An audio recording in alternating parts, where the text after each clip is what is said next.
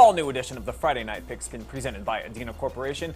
My name is Brian Skoronsky, and guess what? Week 7 in the books now, so what does that mean? Playoff pictures and points, they all really start to matter at this point in the season.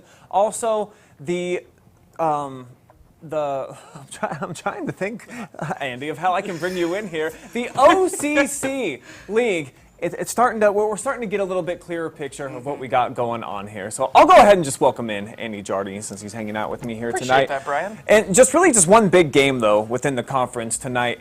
Ashland and Mansfield playing for second place. We know who's up there at the top. So pretty much that's what we all had an eye on heading into this one. Yeah, and it was a good idea to have an eye on this one, too, because this was a very competitive game. Came down to the wire. A very close game, one-possession game, as we'll take a look at those highlights here for you between Ashland and Mansfield Senior, and it gets things started in the second quarter. Zylan Brown is going to take this one 14 yards out, almost goes down, but he is going to find 6 points, and that'll make it 7-0 Tigers, but the Arrows would respond. Bryant, as he's going to drop back here.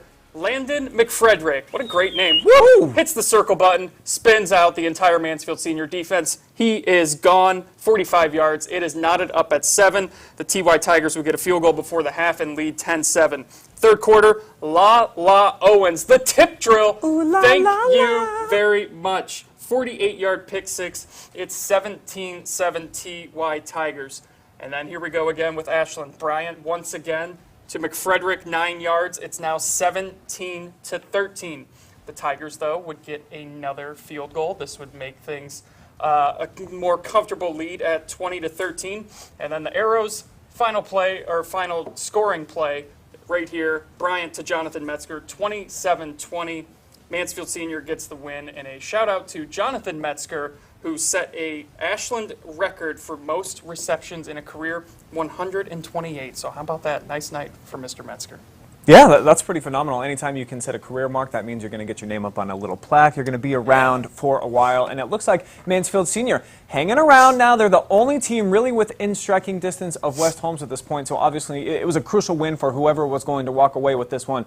Just happened to be TY. Yeah, you can't afford to lose any games if you're trying to chase West Holmes, and it doesn't look like West Holmes is going to give up that lead anyways, but you need some help, so the only way you can do that is if you continue to take care of your own games, and that's what Mansfield Senior did tonight. Let's go ahead and show you the rest of the OCC scoreboard right now, and we'll begin with West Holmes, and I mean, it's just happening every single week, Andy. No surprise here. More explosive plays, too, from Kyle Maltrich and Sam Williams-Dixon. They each had scores of 70 yards plus. I mean, it's their video game numbers that they put up every time they step out on the field. Just another beatdown in the OCC. West Holmes, they're the real deal. We talked about it. They're probably going to be up there for a state championship. It's between them and Glenville out of that region. New Philly, they're showing that this is a team that's been able to play defense from start to finish. A shutout win over Madison, who now dips to 0-7. Yeah, it's just been a tough year for Madison. New Philly doing pretty well in their first year in the OCC. That defense is legit, and they are really giving teams fits in the conference. Then you look at Worcester, nice bounce-back victory for them, 48-0. It was 21-zip at the end of the first, 34-0 at the break. Ends a 2-game slide for the Generals. So still 2 games back in the OCC standings, but a big win for them, trying to jockey for position in the playoff picture. Yeah, that they are, and they get a big one next week, traveling to Mansfield Senior, and then they'll host Ashland. They close Week 10 with a non-conference game. They're one of only 2 teams in the OCC that has played 5 conference games already. So that's your scoreboard. 3 weeks still to go, Andy. And as you take a look at the standings, obviously there's just the one unbeaten right now, as we already talked about in West Holmes. But they just look like a world beater. I'm thinking 10-0, definitely very much becoming part of the conversation. Yeah, I don't think there's any question that they wrap things up in the regular season undefeated. They will host Ashland next week. Then they host New Philadelphia. Then they travel to Mount Vernon. I don't think there's anywhere on those next 3 games that they slip up. So I think it's going to be West Holmes as your OCC champs. I've been wrong many a times before, but I'm going to go out on a limb and say they'll be fine. Well, I'm going to go out on a limb and say that we got a lot of votes that came in this week for the top play in the Friday Night Phenom. But who is the winner from week number 6? Let's go ahead and show you cool cats right here and now. We'll begin with your Friday Night Phenom, and as mentioned, we put this in the hands of you, the fans, and you guys always know what to do when a Centerburg player is up there, right? I mean, come on.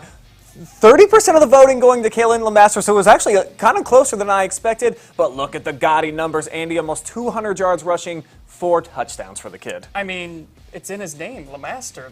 The kid is the master here of just finding a way to put the ball into the end zone. 5 touchdowns, you said, is what he ended up with? Just 5? 4 on this night. Oh, just 4? Okay. So, well, not a total powerhouse of a night for him. But what I thought was interesting is when I was updating my sheet for the Phenom in the top play, I hadn't done it in a couple of weeks. And 2 weeks ago, this kid was the winner. Identical numbers. Also, 21 carries, 198 yards a couple of weeks ago. So I think he's showing not only is he a big-time playmaker, but consistency as well. When he's touching the football, he's making big things happen. If you didn't take him with your top pick in your fantasy draft, I don't know what to tell you, because this kid is incredible. Got to see him in week 3 against Worthington Christian, and he's an absolute beast in the backfield for the Centerburg Trojans. And you know who else is a beast? Everybody out there, out in the heart of Ohio, because they vote in droves, and they always make sure that their Trojans are featured on the top play and the Friday Night Phenom, which, once again, the master,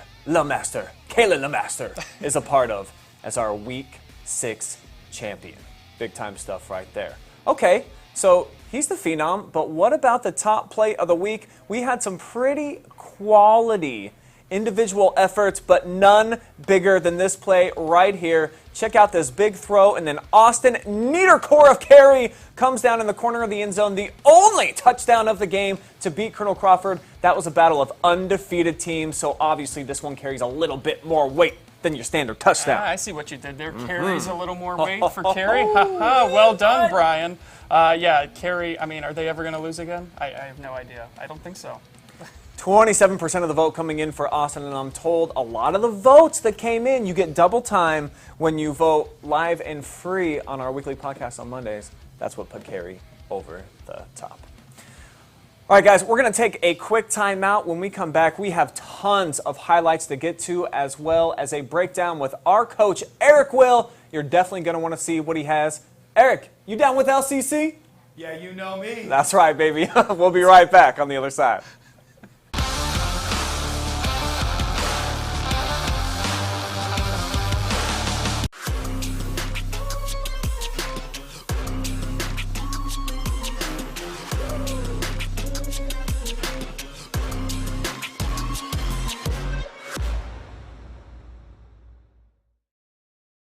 I'm Garrett G-Man Parlett, and check out my new show, The G-Man Project, exclusively on the OH Report.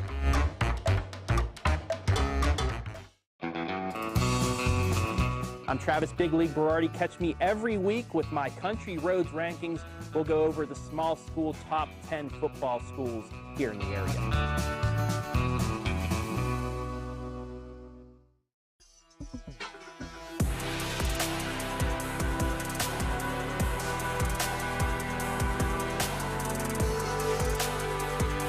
Number 1 receiver coming from the Shelby Whippets, Isaiah Ramsey. He's caught our attention over here, and we're certainly going to keep an eye on the Willard Flashes. We will see you next week on the Stat Leaders, brought to you by Spitzer of Mansfield.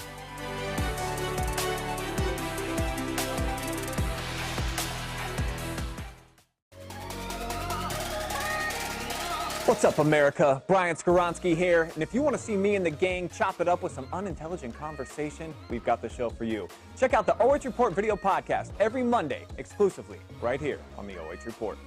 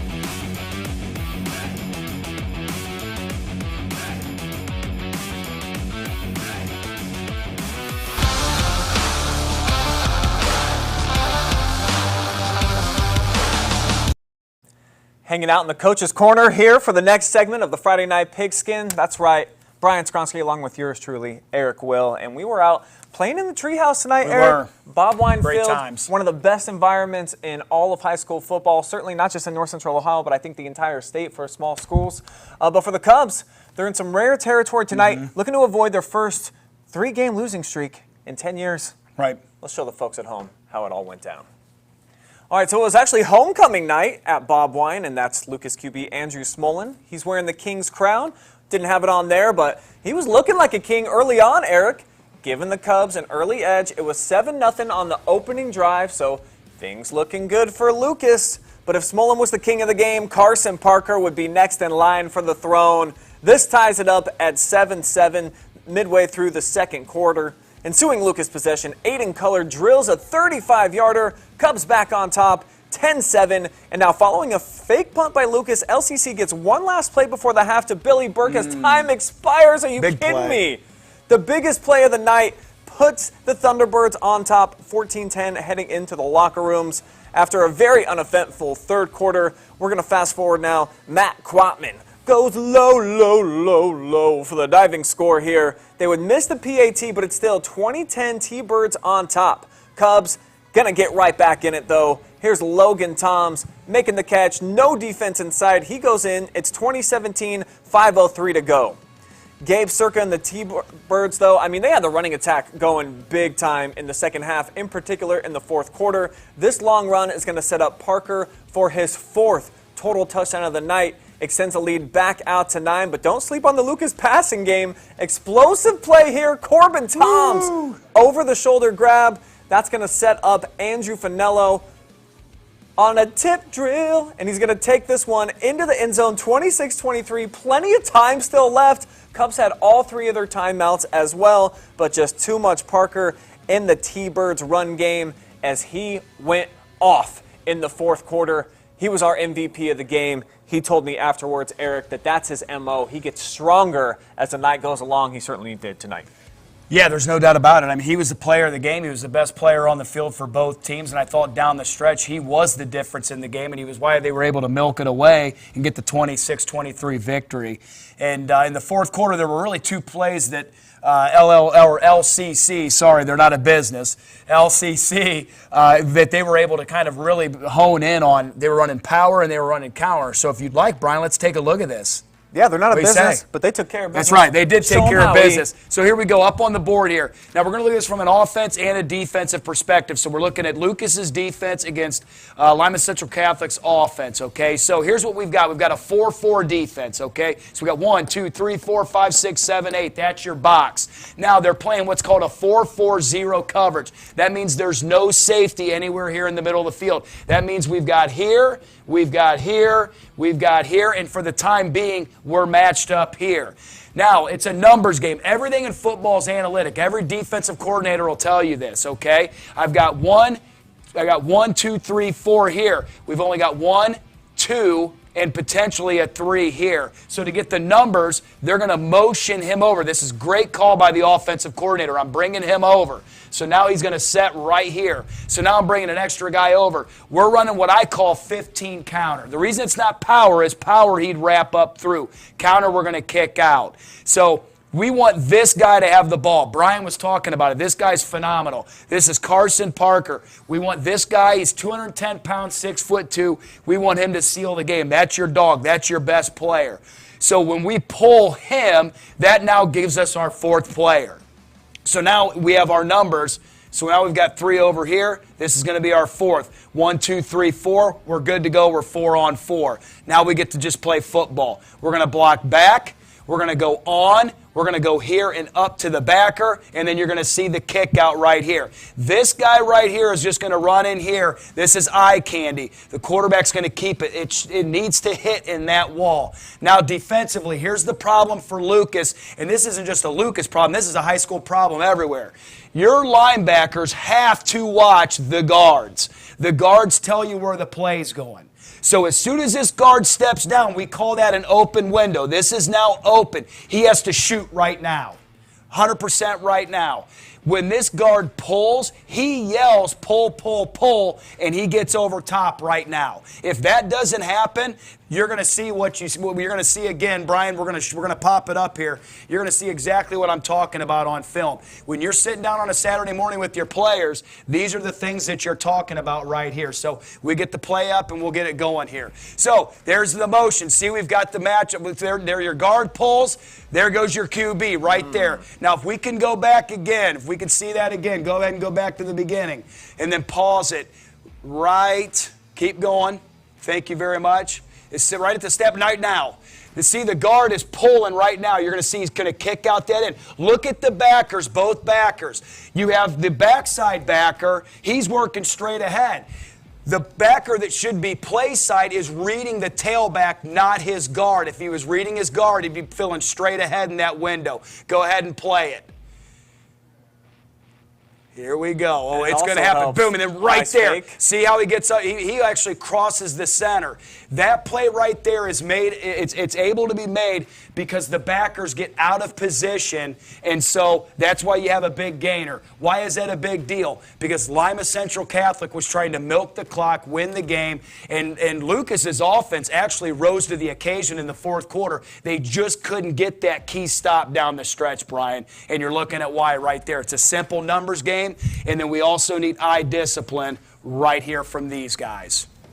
Awesome stuff, man. Yeah. Always a joy to see you breaking down the film. And for Lucas, the offense was there, like you said. It was. Just wasn't able to take down Mr. Parker when it mattered the most. That's why he was our MVP, and he was trucking over kids at the end of that fourth quarter. That play doesn't even really do him justice. So Lucas now, their first 3-game skid since 2013. This was a big game, both of these teams in Division 7 in terms of jostling for playoff position. So it's going to be really interesting to see where Lucas is, because at this point in the season, typically, Eric, they're at number 1, number 2, number 3, somewhere in the region. Now they're not even sitting at a home game. Right. Well, and for these players, they were in elementary school the last time Lucas wasn't in a position to be a top 2 or 3 seed. So they're going to be a playoff team. There's no doubt about it, in my opinion. I think that they've got some wins coming down. I think they can get back healthy again and get on the right side of that win-loss column next week against Lyndon McKinley. They got to come up from Columbus here. Their last 2 games are going to be a little bit tougher, but they just need to get in. They're going to be a tough out for anybody. Listen, Lucas is a really good football team. Up front, they're young. They're actually pretty well skilled. In their skill position, they actually do have some depth there, and they also have some seniority there. They have a lot of seniors there and a lot of juniors. Smolin played really, really well tonight. So if you're a Lucas Cub fan, listen, your kids play hard. They work their fannies off. You can tell they're very well coached. They're just young up front. Listen, everybody goes through this. You're seeing the same thing with Shelby this year. They're 4-3, started off 4-1. And they've won their conference championship 3 years in a row, and it's not going to probably happen for them this year. You have these types of years where you're still competitive, but you might be a player or 2 away. So if you're a Lucas Cub fan, hang on tight, because you're going to continue to be good down the stretch here, and you've also got something to be excited about in the future.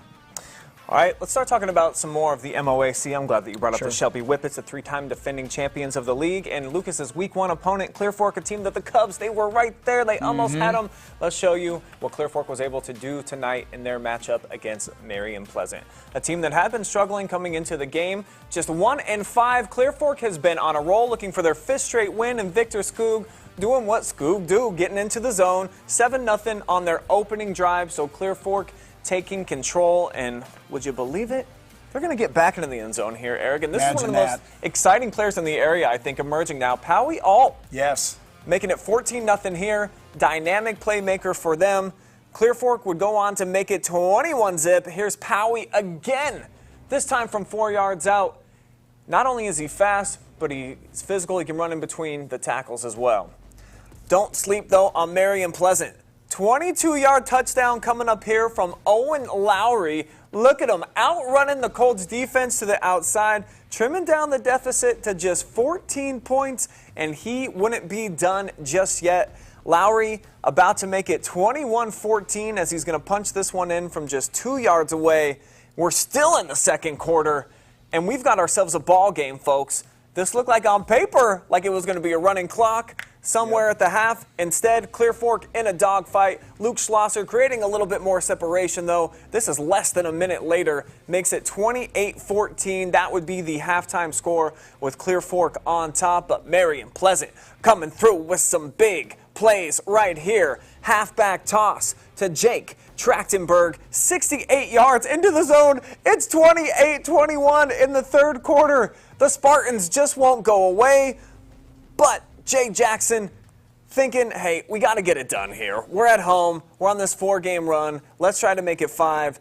That touchdown made it 35-21 late in the third. More third quarter action. This would make it 42-21. Jackson again on the receiving end, right in front of the Colts student section. One of the most fun places to be on a Friday night. 49-21 coming up here as Poway will enter the end zone for a third time. And they would score a couple more times, Eric. Put some icing on the cake. So Clear Fork gets it done at home. 5 straight wins for the Colts. I think this might be the best team in Richland County, certainly.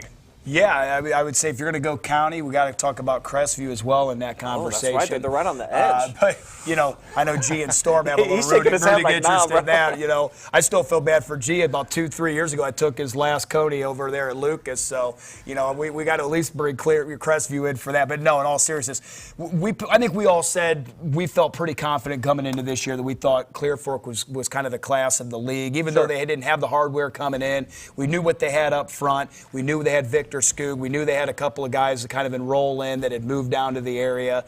I think they're set up to win the league. And it's a tough region. When you're talking about West Holmes and Glenville and Van Wert, and then you throw Perkins in there, who took care of Bellevue tonight pretty easily. I think that was a 21-7 game, and I think they physically dominated them. There are 4 teams in that region that are stupid good, and then I think you kind of have the rest of that region. But you know what, though, once you get in, you're playing with house money because you got that conference championship. And I know they still have work to do on that, but I do like the Colts. I've liked them all year. I feel like that they have just a little bit more than everybody else, position by position, as well as being nasty up front, which I think that trumps everything. Listen, we can talk technique, we can do this stuff all you want, but if these 5 guys are dirty, nasty, and they want to go get you, Clear Fork has those guys. You're going to win a lot of football games. And that's what they're known for under Dave Carroll, just bring a little bit of that nastiness to the equation. Right now, their position in the league is on top. But for more with the MOAC, we're going to throw it over to Travis.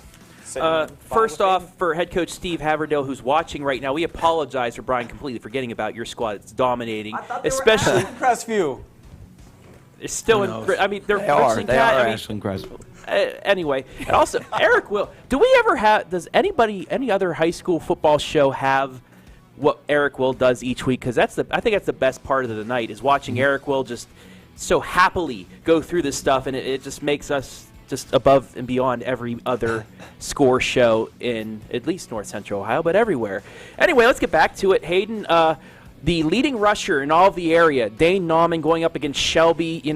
We had these coaches go up against each other in the NCO-FCA All-Star game, and both wanted to get the win, but we'll see if the Highland squad could get back at it after Shelby's coaches won in the All-Star game. Can they get revenge, Hayden? Yeah, and as you mentioned, Dane Nauman, the leading rusher in the area almost all season, and he'd add 308 more yards on tonight. Let's see how it all broke down, though, and take a look at the moving pictures. A 40-yard touchdown by Dane Nauman to kick things off. Look at him go! The camo jerseys, the military power. appreciation night, but he's so fast. Even in their regular jerseys, you can't see him. Nauman would get on the board for the Fighting Scots. Ramsey then, Isaiah for the Shelby Whippets, a 61-yard touchdown pass reception from Braden DeVito here. Ooh. Slips out, breaks the Get ankle off me. tackle, off to the races. So they're keeping things close, hanging around with Highland. We knew it would be a close, competitive game. 10-yard touchdown by Camden Wheeler here. Going to take it in. And again, has to fight through contact. These two teams have some of that history, like you said. A 43-yard field goal from For Highland. the brand. Haven't seen that a whole lot in the MOAC this year. But then would be responded by an 81-yard touchdown from Miles Hall on the kick return, keeping Shelby a little bit alive in this one. But Dane Nauman, ultimately, way too much to handle for the young Shelby defense. He would rush for 308 yards on 39 carries, Travis. 5 touchdowns as well. Before this week, he came in as the rushing leader in all of North Central Ohio by about, 150, 170 yards. He's by far now, he's getting closer to the 2,000. Yeah, the 2,000-yard mark. He's going to easily eclipse that, and he's one of the reasons why Highland is on that collision course with Clear Fork Week 10. Who said that before the season started? Who was that? That was me that said it's probably going to be these two teams at Highland Week 10 I took for Highland. an MOAC. I said Clear Fork, you said Highland. So we'll see. We look smart right now, but oh well. But what a beast that guy is. Yeah, and speaking of beast, Travis, our other highlight over in MOAC tonight, Braxton Prosser. How about being a beast for those Galleon Tigers? Yeah, if Galleon wins this one, they remain in the MOAC race. Their one loss was to Clear Fork, but they're taking on a tough Ontario squad that we saw this year can battle with anybody. Let's look at those moving highlights. Second half action, 20-7 Galleon, but Bogton Miller with a 37-yard throw to Dylan Floyd makes it 20-14 with 10:05 left in the third. Then after a Galleon score, Chase Studer from 3 yards out, 26-21. But Braxton Prosser, there he is, 36 yards, weaving in and out of traffic. He is gone. That made it 32-21, just start of the fourth quarter. But once again, Bogdan Miller, a 30-yard pass to Braxton Hall, dropping dimes in there, 32-28, Galleon. But then there's Braxton Prosser one more time, 48 yards to Gabe Ivy, 39-28.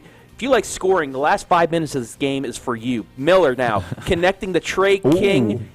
They would get the 2-point conversion, make it 39-36 right there. But Braxton Prosser for Galleon finishes it off on the ground, 37 yards, making it 46-36. And that would be your final. Galleon remains in the MOAC hunt after that 0-2 start. But now you look at their schedule, those two teams that they lost to, Certainly. pretty darn good. And it might show that this Galleon squad is for real, and that win just helps move them up in that D4 Region 14 rankings. It does, and maybe, as much as we hate to admit, Garrett giving us a smile. That was that third team that Garrett brought up that could be competing for the MOAC, so who knows? Everybody's sounding smart around here at the OH Report, right, man? Yeah, it's going to come down to the wire, but let's go ahead and take a look at what happened in the rest of the MOC on the evening. Obviously, already took a look at Clear Fork getting that big win, pulling away from Pleasant 56-21. We talked about Shelby dropping that game to Highland 20-44. Harding falling to River Valley 48-11, a big night from who, Travis? Caden Shadone. That guy sounds familiar from the stats leaders. 5 total touchdowns in the air, 1 rushing. 3 of those went to Grant Butler as River Valley rolls Harding 48-11. Then we obviously showed you Ontario versus Galleon, Galleon 46, Ontario 36, and finally Lima Central Catholic getting that 26-23 win over Lucas. Prosser over 300 total yards in that game against Ontario, 5 total touchdowns. Now Galleon, they are going to be tested. Highland next week in Dane Nauman, then they play Pleasant, and then they finish out at River Valley. They're at River Valley and at Highland. They host teams. Pleasant. So if Galleon wants to have a shot at this MOAC championship, they're going to have to go up against the best in the conference. They certainly will, and that will wrap things up for our look at the MOAC tonight. And now we'll take a trip over to Northern Tenland, where I spent some time this evening over in New Washington watching Winford take on Buckeye Central. Let's find out exactly how this one went down in New Washington. Chalk City. Also sporting their camo uniforms tonight for Military Appreciation Night. But it would be Winford getting on the board first. Caden Blair, 26-yard rushing touchdown. But they would miss the extra point. It would be 6-0. The Muddle Huddle? Is this a Muddle Huddle? It is. And then when they come out of it, it's going to be Ashton Warren. He's going to scramble it in, running that wing tee offense. Buckeye Central just simply didn't have an answer for the offensive line of Winford on the evening. Then James Reinfest is going to get in here on a 59-yard passing touchdown nice for the Winford Royals. They like to run the ball similar to Lucas, but airing it out tonight. It would be 20-2. Buckeye Central did have a safety in between What's up with plays. safeties this year? There's a ton of them. Trevor Kirkus then, though, would find a 35-yard touchdown for the Bucks. Give them some life. They would just kick the extra point and be 20-9. But then Ashton Warren gets himself in scoring position again, gets behind that big offensive line, scrambles in for a 1-yard touchdown, make it 28-9. They did go for 2 so they could get back to that 28-point game, and they did it. Caden Blair then would get his second touchdown of the evening, a 10-yard rushing touchdown to make things 35-9 Winford. They just had no answer all night, Buckeye Central, but they would find a way into the end zone to make the score look a little bit more doable. 8 seconds left. Buckeye Central would connect on a 35-yard touchdown from Derek Dean, who did play well on the evening. But the real story here is Winford. I mean, they get their second win in the season, their second win in the Northern 10, and they nearly quadruple their average yards per game. Rough night for Buckeye Central, who just wasn't able to find their game tonight. Such a great night that you lost your voice during it, too. Like, all that action. It's funny just to watch Winford just nonchalantly, businesslike, get up to that line of scrimmage and then just pound you like they do. You just get out of that muddle, and they don't rush up to the line. They just, take over that line, get up there. And that looked like the Winford of old. Not the Winford of the last few games this season, but that looked like the Winford Royals that we're used to seeing. And something that we're not used to seeing as we take a look at the Northern 10 scoreboard, the upset of not only North Central Ohio, but all of Ohio. Talk about craziness. Upper Sandusky knocking off Colonel Crawford 30-29. Those Rams at OT. Eagles were up 22-7 with 11:26 left. The Rams come back. They score with 11 seconds left and then get the 2-point conversion to force overtime. In overtime, Crawford goes up 7, and then Upper scores, calls timeout, and they're like, you know what, we're just going to go for the win. Caden Holman finds Brady Hart to complete the upset for the Rams. Just phenomenal stuff going on to make things interesting. One thing that didn't go on, one upset that didn't come, Cary, MOAC, blanked them there. Yeah, Cary, after Mohawk winning 3 straight, Cary, baby, just rolling. Landon Kemmerly, 2 scores. Broadman, 2 scores. Both, though, a defensive and an offensive touchdown as Cary, baby, that is 22 in a row. They continue to roll. Seneca East wins their second in a row, 38-17 over Bucyrus. Blake Foose, 2 touchdowns passing and a rushing score as Seneca East. They continue to set up that Week 10 matchup against the Blue Devils, which would pretty much determine the N10 champ. Well, actually not, because Colonel Crawford lost tonight. So Cary with a little extra breathing room as well that might not be overcome once again as Cary continues to roll. And then we obviously saw my score, Winford taking down Buckeye Central 35-15. And then, obviously, Byrne Union losing to Tiffin Calvert tonight, 40-7.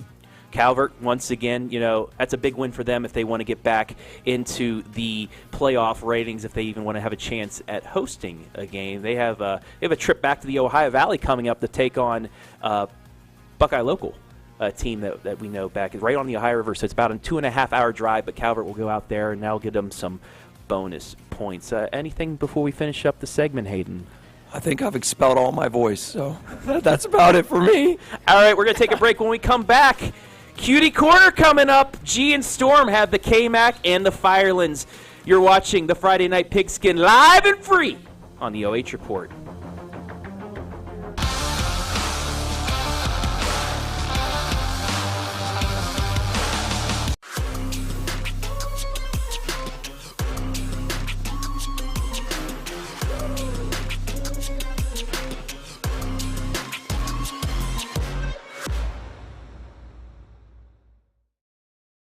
I'm Garrett G-Man Parlett, and check out my new show, The G-Man Project, exclusively on the OH Report.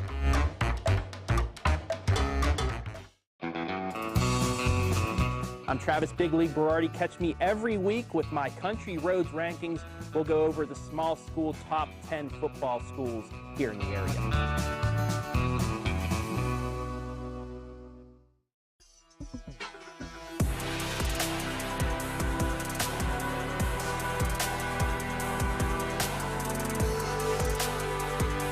Number 1 receiver coming from the Shelby Whippets, Isaiah Ramsey. He's caught our attention over here, and we're certainly going to keep an eye on the Willard Flashes. We will see you next week on the Stat Leaders, brought to you by Spencer of Mansfield.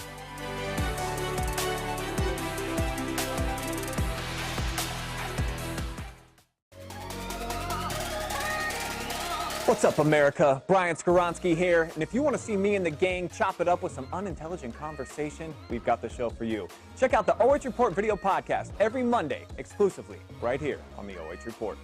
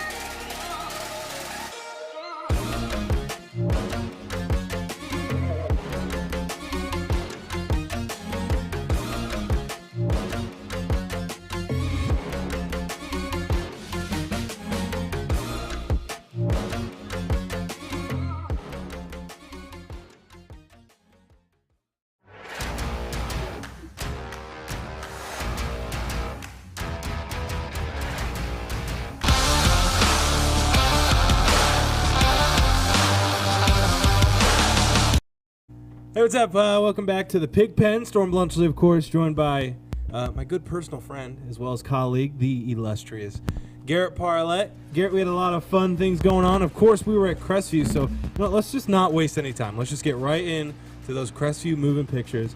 As we see, Brandon Mitchell would start things off, hitting Hagan Adams for a beautiful pitch and catch on 4th down that would shock the Cougars to go up 7-0. Then Hayden Kuhn would find Caden Cunningham for a touchdown to get the Cougars on the board, 7-0. Raymer would exit with an injury, but coming in was Michael Mays, who would run all over the Trojans tonight, getting not 1, but 2 touchdowns. Then, of course, Owen Barker doing what he does best, safety. Then running it in would be Addison Raymer. And one last time, the tip drill, the interception by Crestview, the pick 6. That would be it. It was a very fun game, a lot of defense. I think what really showed for Crestview was their defense, definitely. I mean, their offense has been there all season long, but their defense really stepped up today, man. Yeah, and I know we talked a lot about, Addison Raymer and that Crestview offense, and rightfully so, but you got to shout out the defense. They only allow 9 points per game. Owen Barker's a stud. The dude's unblockable, and we, earlier in the show, Eric Will talked about having the nastiest dudes up front. Crestview has the best front 7 in the area by far, and it's not very close. So Crestview, they got it done. I don't think anybody expected them to lose this game. They rout South Central 37-7. Yeah, and big shout out to Eric Wills, Coach's Corner. I said it week 1, I think, but when he just writes, like I have no idea what he's writing. He's like a magician. Yeah, but he just scribbles. We're gonna take a look at the scoreboard. I just want to talk about that because if he was a coach, I would have no idea what he's talking about. As we mentioned or alluded to, Crestview 37-7, St. Paul 21, goose egg on the board for Western Reserve.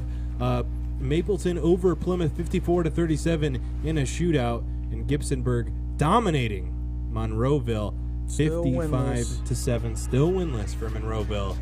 And of course, our little what are they? The SBC? Is that Willard? The SBC, our little SBC blip. Willard, unfortunately, losing, but still putting up almost 50, 56-49. So I think that's going to do it from the Firelands, Garrett. There's, I think, still a clear favorite to win Firelands Conference champion, but there's a couple dark horses in the running. But heard you had some KMAC action.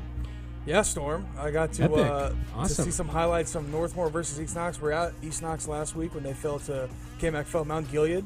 But let's roll Northmore versus East Knox and see how that one happened. It starts off with a Cole DeLauder halfback pass to Bryson Davis. Prepare the for QB takeoff. turns skill position as Davis. Used to play QB a little bit earlier in the season, but they flipped him out to wide receiver. That's 8-0. The 2-point conversion was good. Will Jensen able to knock in a 25-yard field goal. 11-0 in favor of the Bulldogs. But this is before A.J. Bauer would put on a clinic. This one to a skill position out there. 24-yard touchdown. The PAT. Or excuse me, the 2-point conversion is good. It's 8-11. Bauer once again, this time going deep. Hunter Falk, 2-hand snag right there, reaching out. 34-yard touchdown. The PAT is good. It's 15-11. Bauer again to Falk. Another 18-yard touchdown pass. That's in the back corner of the end zone. And I didn't know Northmore could throw the ball like this. Looking like an MOAC team, and this one, a little bit of moss action. Oh my gosh! Dip it in a cookie jar, baby. Bo Landon, 14-yard touchdown. East Knox would try to rally. Cole DeLauder would have a 1-yard touchdown, but it would just be too much as Northmore would go on to dominate this one, 36-23 Storm. Wow. I actually picked East Knox to win this game on That the was your G-Man upset? Project. That was my upset pick of the week. I'm sorry, Bulldog Nation, not able to get it done, but I was cheering for you guys with them. Golden Knights, they're just too good, baby. Travis's squad. So L plus ratio, man. Horrible pick. Yeah, I know, but you know what's not a horrible pick, Storm? What is not a horrible pick? Picking to see some more KMAC scoreboards. Heck yeah, man. Got to pick those KMAC scores, man. But it was a fun night. Centerburg 28 over Mount Gilead, 28-14. And Mr. KMAC himself, Travis, alluded to me that Tyler Johnson eclipsing 2,000 season total offensive yards, Storm. And that's not the NBA player, Tyler Johnson. No. Okay. This is Centerburg's Tyler Johnson. You've heard of him. Yeah, I've heard of him. On top play, whatever. He'll win it this week. Danville, Cardington, 28-20. Northmore, you just seen, 36-23. Fredericktown getting upset by Lambeau on a late second field goal. For the brand! Pat McAfee style. And, of course, Hillsdale not in the KMAC, but we got to throw them in there. They get another big win, 28-21 over Smithville Storm. So Them Falcons. that was our night. KMAC and Firelands. But listen, we're not done yet here on the Friday Night Never. Pigskin. Let's throw it over to Brian Skronsky and Travis Big Mac. Get it off us. We're done. Man, it's always tough to follow up from Cutie Corner. I don't know what they're saying half the time, but it seems like a good time over there. They have fun, and now here we are. Like they said, it's not over yet here on the Friday Night Pigskin. I mean, technically, everything that we have for you in terms of the highlights and the scores are, but there's more coming next week. Yeah, that's right. Week number 8, including that big one at the top. How about Worcester versus Mansfield Senior? This is a huge game in terms of the OCC standings. Tigers 1 game back of West Holmes. Of course, they're going to need help to try to stay in there. And then Lucas, can they avoid dropping their 4th straight? Didn't think I'd have an opportunity to say that ever in my lifetime with Scott Spittler coaching, but that is what's at stake at Bob Wine Field. The last home game of the season for the Cubs. You can watch it live and free next Friday night. Okay, East Knox in Fredericktown, always a fun rivalry game. That goes down in Freddie Country. Northmore and Mount Gilead, more KMAC. Can the Knights continue to win? They won tonight. If they win one more, that's called a winning streak. That'd be 2 in a row. Both of those are going to be live and free for you guys next Friday night. As well as this one right here. Mohawk got trounced tonight. Seneca East, a pretty good team. When these two get together, there's always fireworks. Going to be a great game. You can also watch that one on the OH Report at 7 p.m. live and free. Ashland and West Holmes will have a highlight of that one. We'll see if the Knights can continue to rock and roll their way to 8-0. Galleon and Highland, all of a sudden the Tigers getting their act together. They're right there in the thick of things in the MOAC. Highland 2 with probably the most exciting, most dynamic running back in the area. Maybe not named Tyler Johnson. I don't know. They're 1 and 2 on my list. They're going to be going toe-to-toe. And finally, River Valley Shelby. Can't leave out the Whippets. We have them every week. Caden Shadone going head-to-head with the freshman quarterback. Braden DeVito. Yeah. There's going to be a lot going on next week. But hey, look at all this muscle behind me. And some scary-looking muscle, too. So, thank you for watching our show. Really? Yeah. Travis Berardi. And these cute guys over here. Volleyball tomorrow. I'm Brian Skronsky. Soccer. Make sure you tune in for some Highlights. volleyball. Some soccer. Highlights. Okay? And if you go to Mohawk High School, I'm going to be out there doing a little bit of DJing. Catch you then. So long for now.